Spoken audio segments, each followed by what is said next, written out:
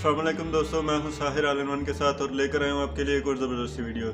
जी हां दोस्तों, जैसे कि आप मेरे पीछे देख सकते हैं कि ये फ्लावर पॉट्स बने हुए हैं दीवार के साथ। ये काफ़ी खूबसूरत दिखते हैं, इसके अंदर फूलों के पौधे लगे हुए।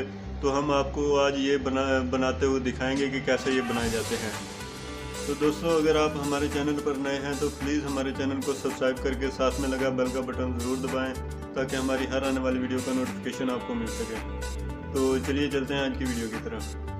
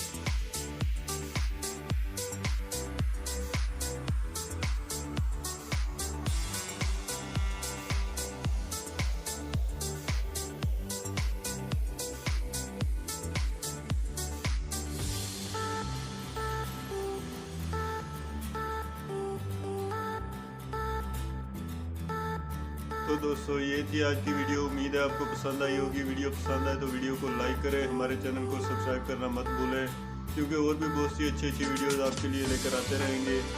तो मिलते हैं नेक्स्ट वीडियो में, तब तक के लिए अल्लाह हाफ़िज़।